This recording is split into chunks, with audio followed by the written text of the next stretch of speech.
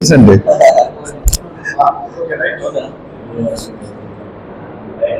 పాత్రికేయులకు నమస్కారం. ఈరోజు ఓకేనా గట్టి మాట్లాడాలి. నమస్కారం. ఈరోజు ఈ కార్యక్రమం ముఖ్య ఉద్దేశం, రేపు ఉదయం 10 గంటలకి భారతరత్న డాక్టర్ అంబేద్కర్ యొక్క విగ్రహం దగ్గర ఈ రాష్ట్రంలో జరుగుతున్నటువంటి దాడులు, హత్యలు, అత్యాచారాలు, భూకబ్జాల మీద ప్రజాభిప్రాయ సేకరణ కోసం రేపు వైఎస్ఆర్ కాంగ్రెస్ పార్టీ, అదేవిధంగా మానవతావాదులు, ప్రజాస్వామ్యవాదుల ఆధ్వర్యంలో పెద్ద ఎత్తున ప్రజాభిప్రాయాన్ని సేకరించే దాంట్లో భాగంగా సంతకాల సేకరణ కార్యక్రమం నిర్వహిస్తున్నాం. ఈ కార్యక్రమం అందరూ కూడా పాల్గొని విజయవంతం చేయాలని కోరుకుంటూ, మనం ఈ రాష్ట్రంలో బ్రతకాలంటే అమెరికాలాగా అటు విదేశాల్లాగా ఇంటికొక గన్ను లేదంటే ఒక్కొక్కరికొక లైసెన్స్ గన్ను పెట్టుకునే పరిస్థితుల్లో ఈ రాష్ట్రంలో దాపురించినాయి. నేను ఈ మాట ఎందుకంటున్నా అంటే, పోలీస్ స్టేషన్లో మనకి ప్రాణరక్షణ కావాలంటే పోలీస్ స్టేషన్కి వెళ్ళి మాకు ఇబ్బందిగా ఉంది, మమ్మల్ని కొడుతున్నారు, లేకుంటే మాకు ఇబ్బందిగా ఉంది అని చెప్పుకునేదానికి ప్రజలంతా కూడా పోలీస్ స్టేషన్లో ఆశ్రయిస్తారు. అట్లాంటిది మన రాష్ట్రంలో ఈ దేశంలో ఎక్కడ జరిగినటువంటి విధంగా పోలీస్ స్టేషన్లు కంప్లైంట్ ఇచ్చేయకపోతే శవాలుగా బయటకు వచ్చే పరిస్థితి వస్తూ ఉంది. మనం చూస్తూ ఉన్నాం ఇప్పటికీ ఎన్ని లాకప్ డెత్తులు జరుగుతున్నాయో. రాష్ట్రంలో ప్రజాస్వామ్యం పరిపాలన ఉన్నామా, లేకుంటే రాక్షస పాలన ఉన్నామా, లేకపోతే హిట్లర్ పరిపాలనలో మనం ఉన్నామా అని డౌట్గా ఉంది. రాష్ట్ర ప్రజలందరూ కూడా ఒకటే ఆలోచించుకోవాలా, మనం ఎన్నుకునేది మనం రక్షిస్తారని, మన బాగోగులు చూస్తారని ఈ ప్రభుత్వాన్ని ఎన్నుకుంటే ఈరోజు ఈ కూటమి ప్రభుత్వం వచ్చిన తర్వాత, ఈ చంద్రబాబు నాయుడు వచ్చిన తర్వాత ఎట్లాంటి దారుణమైన పరిస్థితుల్లో మన రాష్ట్రంలో ఉన్నాయో మనందరూ కూడా అబ్జర్వ్ చేయాలి. నిన్న రావణ్ అనే వ్యక్తిని అది దారుణంగా అది ఇతర రాష్ట్రాల్లోకి వెళ్ళి అర్ధరాత్రి అదుపులోకి తీసుకొని ఎక్కడ తీసుకెళ్తున్నా చెప్పకుండా, ఏ పోలీస్ స్టేషన్లో పెట్టినారో చెప్పుకోకుండా నిన్న ఎత్తుకురావడం జరిగింది. ఒక కేసులో బెయిల్ ఇచ్చిన తర్వాత మళ్ళీ ఇంకొక కేసులో అరెస్ట్ చేయడం జరుగుతూ ఉంది. ప్రశ్నించడానికే పార్టీ అని చెప్పినటువంటి పవన్ కళ్యాణ్ ఈరోజు ప్రశ్నిస్తున్న వాళ్ళందరినీ కూడా నువ్వు అరెస్ట్ చేస్తూ, భయభ్రాంతులకు గురి చేస్తూ, మహిళలను చూడకుండా మహిళలను కూడా దారుణంగా తోసిపడేసి మీకు కావాల్సినని మిమ్మల్ని ప్రశ్నించాలని మీరు ఎదకొస్తున్న పరిస్థితి. మళ్ళీ నిన్న ప్రెస్ మీట్ పెట్టి పవన్ కళ్యాణ్ మాట చెప్తున్నాడు,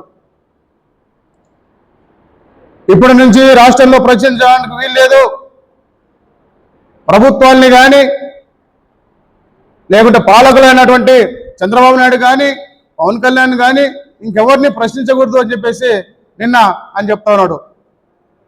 మీరు నిజంగా ప్రశ్నిస్తే మీరు చట్టానికి లోబడి మాట్లాడండి అంటాడు. మరి పవన్ కళ్యాణ్ మాట్లాడినప్పుడు జగన్మోహన్ గారి గురించి కానీ లేదా ఇతరుల గురించి కానీ నోటికి ఏదొస్తే అది మాట్లాడినప్పుడు లేని చట్టాలు ఈరోజు కొత్తగా నువ్వేమన్నా రాజ్యాంగంలో పొందుపరుచుకున్నావా? నీకోసం ఏమైనా కొత్త రాజ్యాంగం తీసుకొచ్చావా? మీ రెడ్ బుక్ రాజ్యాంగంలో నువ్వేమైనా పెట్టుకున్నావా?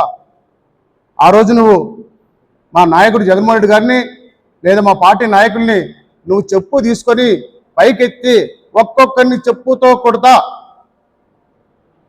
బట్టలు ఊరి తీసి కొడతా, రండ్రా నా కొడకల్లారా అని నువ్వు మాట్లాడినప్పుడు నీకు సంస్కారం కానీ చట్టాలు కానీ ఎక్కడ పోయినా అని చెప్పేసి మేము ప్రశ్నిస్తూ ఉన్నాం. ఇక్కడ ఉంటాడు మా రోజమని కూడా అట్లే మాట్లాడినాడు. డిప్యూటీ స్పీకర్ దళితులతో మాకు పని లేదు, దళిత ఓట్లే మాకు అవసరం లేదు, ఈ దళితులు మా టీడీపీ పార్టీకి ఓట్లు వేయాల్సిన అవసరం లేదని చెప్పేసి డిప్యూటీ స్పీకర్ కూడా మాట్లాడడం జరిగింది.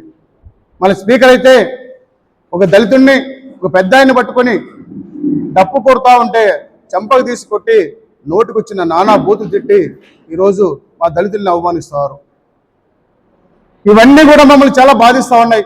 ఒక దళితులుగా ఈ రాష్ట్రంలో మేము బ్రతకకూడదా, మా పరిస్థితి దారుణంగా అయిందని చెప్పేసి ఈ రాష్ట్రంలో ఉన్నటువంటి దళితులు, బడుగు బలహీన వర్గాలు, గిరిజనులంతా కూడా ఎంతో బాధపడుతూ ఉన్నారు.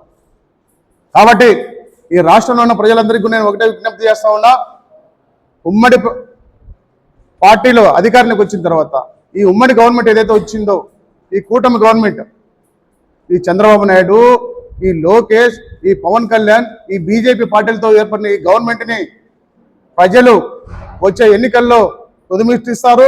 అది ఖచ్చితంగా జరుగుతుంది.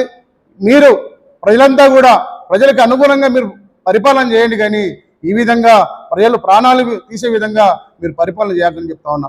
నేను ఇంకోటి ఇక్కడ కూడా చెప్తా ఉన్నా, 29 మంది దళిత ఎమ్మెల్యేలు ఈ మన రాష్ట్రంలో ఉన్నారు.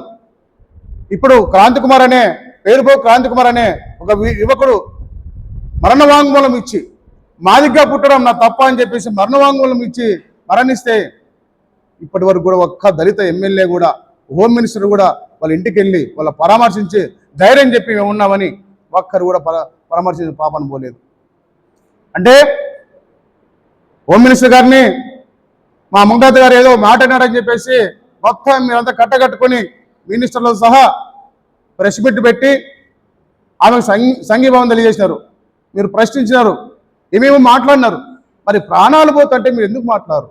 అంటే దళితుల ప్రాణాలు మీకు లెక్కలేదా? చంద్రబాబు నాయుడు గారు దళితుల ప్రాణాలకు ఒక లెక్క కడుతున్నాడు, ఇతర కులాల వారికి ఒక లెక్క కడుతున్నాడు.